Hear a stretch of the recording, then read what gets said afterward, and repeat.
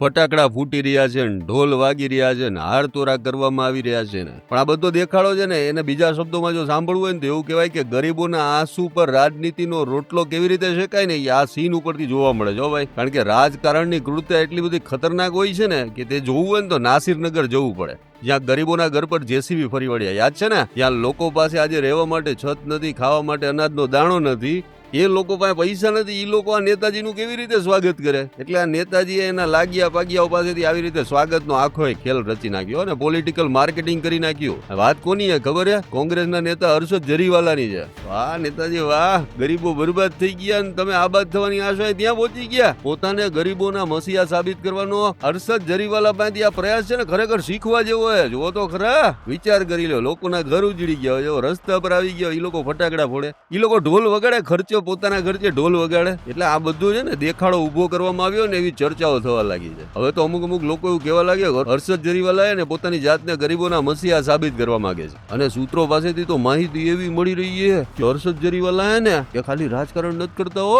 પડદા પાછળ તો એના બીજા ધંધા હે, ગેરકાયદેસર ડાઈંગ ચાલી રહી છે. અને આ જે ગરીબ લોકો હોય ને એને ઢાલ બનાવીને પોતાના ધંધા આયલા રાખે ને એવા પ્રયત્નો હર્ષદ જરીવાલા કરી જાય. હવે સાચું ખોટું એ તો તપાસ કરવી પડે, પણ આવું બધું ચાલી રહ્યું ને સૂત્રો તરફથી આવી માહિતી મળી ગઈ, લોકમુખે આવી ચર્ચાઓ ચાલી રહી છે. એટલે પોતાના કારખાના સલામત રહે ને ગરીબોને આગળ ધરી દેવાની આખી આ સ્કીમ હે ને, એ સ્કીમ હર્ષદ જરીવાલાની સ્કીમ લોકો માટે ખૂબ જ ચર્ચાનો વિષય બની ગઈ છે. એટલે ખરેખર નાસિરનગરના લોકો માટે જેણે પણ મહેનત કરી છે ને એના પ્રયાસને તો ધન્યવાદ આપવો પડે. પણ આ ગરીબોના નામે બીજા લોકો જે ચરી ખાવાની આખી સ્કીમ ચલાવી રહ્યા છે ને તેનાથી તો ભાઈ નાસિરનગરના લોકોને બધાએ સાવચેત થઈ જવાની જરૂર છે.